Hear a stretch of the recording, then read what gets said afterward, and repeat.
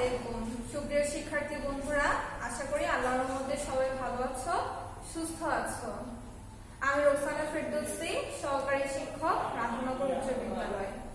আজকে তোমাদের সামনে নবম শ্রেণীর জীববিজ্ঞান বিষয়ের প্রথম অধ্যায় জীবন পাঠ থেকে জীবজগতের শ্রেণী বিভাগ নিয়ে আলোচনা করব। শিক্ষার্থী বন্ধুরা, জীবজগৎকে বিভিন্ন সময় বিভিন্ন বিজ্ঞানী বিভিন্নভাবে শ্রেণীবিন্যস্ত করেছেন। প্রাচীনকাল থেকে জীবজগৎকে উদ্ভিদ এবং প্রাণী এই দুই ভাগে শ্রেণীবিভাগ করা হয়ে আসছে। এরপরও বিভিন্ন সময় বিজ্ঞানীরা গবেষণা করে বিভিন্ন ধরনের শ্রেণীবিভাগ প্রদান করেছেন। কোনটাকে প্রাকৃতিক বলা হয়, কোনটাকে কৃত্রিম শ্রেণীবিভাগ বলা হয়। কিন্তু বর্তমানে আমরা একটি আধুনিক শ্রেণীবিভাগ জানি, যেটি মার্গুলিস প্রদান করেছিলেন। মার্গুলিসের আগে হুইটেকার এই জীবজগৎটিকে শ্রেণীবিভাগ করে। সাধারণত এখন জীবজগৎ শ্রেণীবিভাগ করার ক্ষেত্রে ডিএনএ, আরএনএ এর প্রকারভেদ, কোষের বৈশিষ্ট্য, কোষের সংখ্যা, কোষের কাজের ধরন ইত্যাদি বৈশিষ্ট্যকে বিবেচনা করা হয়ে থাকে। আর এই সকল বৈশিষ্ট্যের উপর ভিত্তি করে বিজ্ঞানী হুইটেকার 1969 সালে একটি 5 কিংডম বা 5 রাজ্য ধারণা প্রদান করেন। পরবর্তীতে 1974 সালে বিজ্ঞানী মার্গুলিস এই হুইটেকার প্রদত্ত শ্রেণী বিভাগকে আরেকটু পরিমার্জিত করে তিনি গোটা জীবজগৎকে দুটি সুপার কিংডমে বিভক্ত করেন এবং এই সুপার কিংডমের আন্ডারে 5টি রাজ্যকে অন্তর্ভুক্ত করেন। বিজ্ঞানী মার্গুলিস প্রদত্ত শ্রেণী বিভাগ অনুযায়ী জীবজগৎকে প্রথমে দুটি সুপার কিংডমে বিভক্ত করা হয়েছে, সুপার কিংডম 1 এবং সুপার কিংডম 2। সুপার কিংডম 1 এর নাম হচ্ছে প্রোক্যারিওটা, অর্থাৎ প্রোক্যারিওট বলতে আমরা বুঝাই ওই সমস্ত জীবকে যাদের দেহে সুগঠিত নিউক্লিয়াস নেই। নিউক্লিয়াসের বদলে সামান্য সূত্রাকার বা গোলাকার বৃত্তাকার ডিএনএ অথবা কিছু আরএনএ উপস্থিতি পাওয়া যায় এবং অন্যান্য রাইবোসোমাল অঙ্গাণু এতে বিদ্যমান থাকে না। আর সুপার কিংডম 2 এতে অন্তর্ভুক্ত করা হয়েছে ইউক্যারিওটা। ইউক্যারিওট হচ্ছে ওই সকল জীব যাদের দেহে সুগঠিত নিউক্লিয়াস এবং অন্যান্য সাইটোপ্লাজমীয় অঙ্গাণু যেমন মাইটোকন্ড্রিয়া, ক্লোরোপ্লাস্ট, গোলগি ইত্যাদি উপস্থিত থাকে। এই সুপার কিংডম 1 এর আন্ডারে একটি রাজ্যকে স্থান দেওয়া হয়েছে, রাজ্য 1 মনেরা। আর ইউক্যারিওটার আন্ডারে 4টি রাজ্যকে স্থান দেওয়া হয়েছে। এই রাজ্যগুলো হচ্ছে প্রোটিস্টা, ফাঞ্জাই, প্লান্টি এবং অ্যানিমেলিয়া। চলো শিক্ষার্থী বন্ধুরা, আমরা তো শ্রেণী বিভাগ সম্পর্কে জানলাম। এখন এই শ্রেণী বিভাগে প্রথম রাজ্য মনেরা সম্পর্কে আমরা একটু জেনে আসি।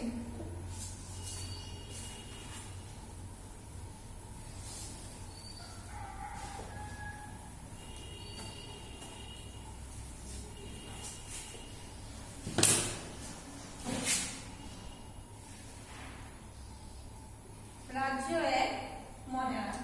এই মনেরা রাজ্যের বৈশিষ্ট্যগুলো কি? মনেরা রাজ্যের বৈশিষ্ট্য হচ্ছে এই রাজ্যের জীবগুলো এককোষী ফিলামেন্টাস, অর্থাৎ এদের দেহ একটি কোষের সাথে আরেকটি কোষ লম্বালম্বিভাবে যুক্ত থাকে।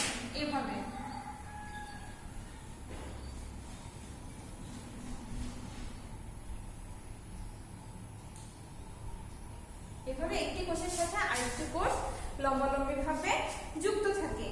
এরা কলোনিয়াল অর্থাৎ দলবদ্ধভাবে অবস্থান করে, কলোনিয়াল আকারে অবস্থান করে। কোষে ক্রোমাটিন বস্তু থাকে কিন্তু নিউক্লিয়াস আর নিউক্লিয়ার পর্দা থাকে না। যেটা আমরা বলেছি যে এরা প্রোক্যারিওটিক, এদের সুগঠিত নিউক্লিয়াস নেই, সুতরাং এখানে কিছু নিউক্লিয়ার বস্তু থাকবে কিন্তু কোনো নিউক্লিওলাস বা নিউক্লিয়ার মেমব্রেন এতে থাকবে না।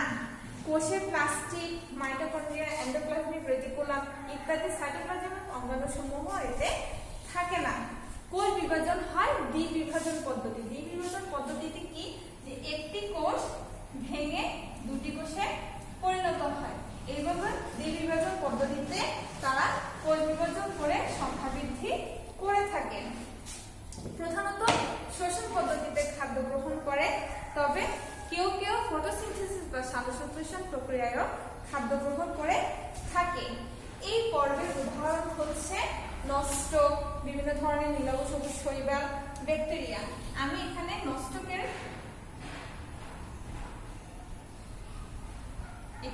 বৈশিষ্ট্যগুলো তোমাদের সামনে উপস্থাপন করেছি। যেটা থেকে আমরা দেখতে পাচ্ছি কি যে বৈশিষ্ট্যগুলো আমরা আলোচনা করলাম যে এরা এককোষী বা বহুকোষী হতে পারে এবং তার ফিলামেন্টাস এবং একটি কোষের সাথে একটি কোষ লম্বালম্বিভাবে যুক্ত থাকে এবং সরাসরি দ্বিবিভাজন প্রক্রিয়ার মাধ্যমে তারা সংখ্যা বৃদ্ধি করে থাকে। তাহলে আমরা রাজ্য 1 মনেরা সম্পর্কে জানলাম। এখন আমরা রাজ্য 2 প্রতিষ্ঠা সম্পর্কে জানব। আমাদের প্রোক্যারিওটার যে সুপার কিংডম, সেই প্রোক্যারিওটার সুপার কিংডমের কিন্তু একটাই রাজ্য মনেরা, সেটা আমরা আলোচনা করে ফেলেছি। এখন আমরা যে প্রতিষ্ঠা সম্পর্কে আলোচনা করব, এটি কিন্তু সুপার কিংডম 2 এর অন্তর্ভুক্ত, অর্থাৎ এরা কিন্তু সবাই ইউক্যারিওটিক। তাহলে এই প্রতিষ্ঠা রাজ্যের বৈশিষ্ট্যগুলো কি কি চলো দেখে আসি। এরা এককোষী বা বহুকোষী হতে পারে, অর্থাৎ এককোষ বিশিষ্টও হতে পারে আবার বহুকোষ বিশিষ্টও হতে পারে। একাকীও থাকতে পারে আবার কলোনি আকারে দলবদ্ধভাবেও থাকতে পারে। যেখানে আমরা মনেরাতে কি দেখেছি যে তারা এককোষী এবং কলোনি আকারে থাকে। 2 এদের ক্রোমাটিন বস্তু আছে এবং নিউক্লিয়ার পর্দা দ্বারা তা আবৃত থাকে। যেহেতু ওরা ইউক্যারিওটিক, অবশ্যই এদের মাঝে নিউক্লিয়ার পর্দা বিদ্যমান এবং নিউক্লিয়াস বিশিষ্ট এরা। ক্রোমাটিন বস্তুতে ডিএনএ, আরএনএ ইত্যাদি বিদ্যমান থাকে এবং অন্যান্য যে সকল সাইটোপ্লাজমীয় অঙ্গাণু আছে সেগুলো এতে বিদ্যমান থাকে। খাদ্য গ্রহণ, শোষণ, গ্রহণ বা শ্বাস-প্রশ্বাসন প্রক্রিয়ায় হতে পারে। মাইটোসিস কোষ বিভাজনের মাধ্যমে বংশবৃদ্ধি করে থাকে। আবার কনজুগেশন নামক অযৌন প্রজননও এদের দেহে সংঘটিত হয়ে থাকে। তবে এদের কোনো ভ্রূণ গঠিত হয় না। উদাহরণ কিছু অ্যামিবা, প্যারামেসিয়াম, এককোষী এবং বহুকোষী শৈবাল। উদাহরণস্বরূপ আমরা যদি একটি অ্যামিবার চিত্র দেখে আসি, অ্যামিবাগুলো দেখতে কেমন হয়।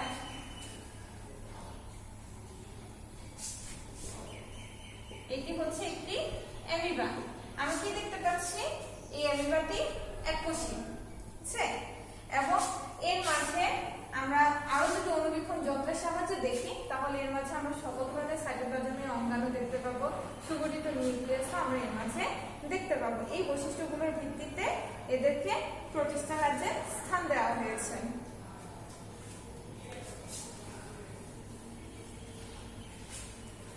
এরপরে রাজ্য 3 ফানজাই। ফানজাই এটা আমরা ছত্রাক বলে থাকি, অর্থাৎ ছত্রাকগুলোকে ফানজাই রাজ্যে স্থান দেওয়া হয়েছে। ছত্রাক ক্লোরোফিল বিহীন, তাই এরা নিজেদের খাদ্য নিজেরা প্রস্তুত করতে পারে না। এরা অধিকাংশই মৃতজীবী বা পরজীবী হয়ে থাকে। যেহেতু এরা নিজেদের খাদ্য নিজেরা প্রস্তুত করতে পারে না, তাই এরা খাদ্যের জন্য অপরের উপরে নির্ভরশীল থাকে।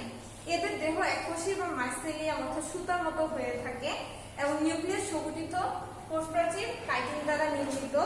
খাদ্য গ্রহণ শোষণ পদ্ধতিতে ঘটে, তবে যেহেতু এরা নিজেদের খাদ্য নিজেরা প্রস্তুত করতে পারে না, এরা ক্লোরোফিল বিহীন, তার মানে এদের দেহে ক্লোরোপ্লাস্ট অনুপস্থিত এবং হ্যাপ্লয়েড স্পোরের সাহায্যে এরা বংশবৃদ্ধি করে থাকে, যেমন পেনিসিলিয়াম,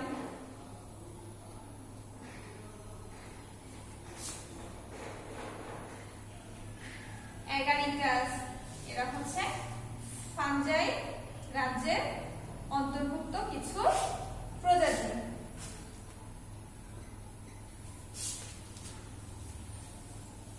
এরপরে রাজ্য 4 প্লান্টি।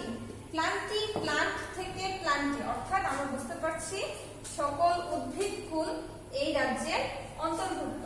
রাজ্য 4 প্লান্টি।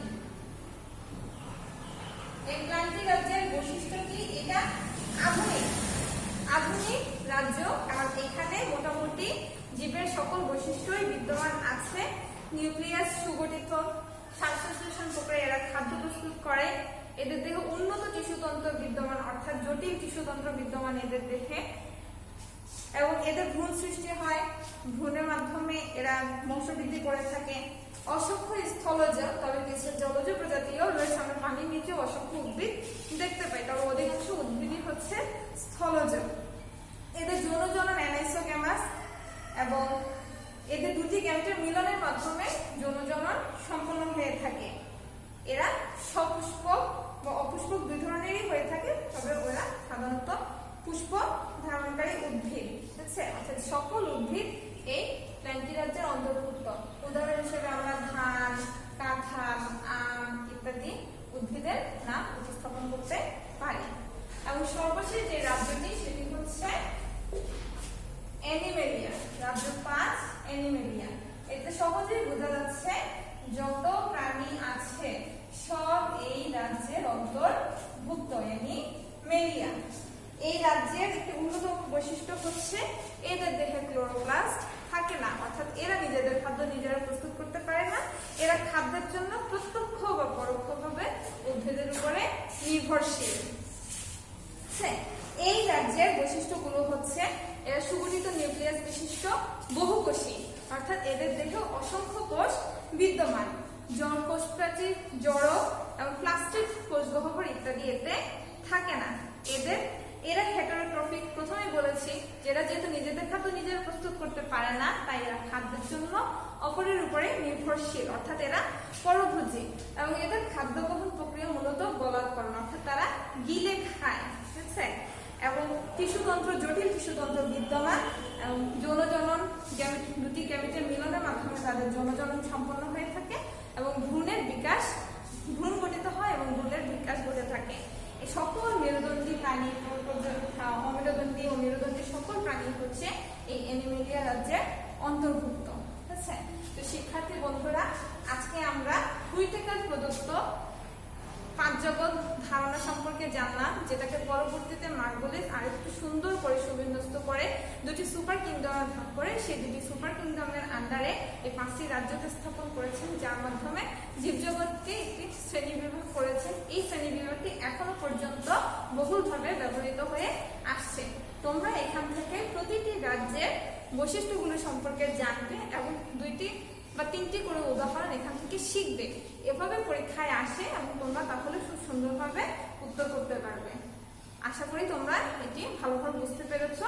সবাই ভালো থাকো, সুস্থ থাকো। আল্লাহ হাফেজ।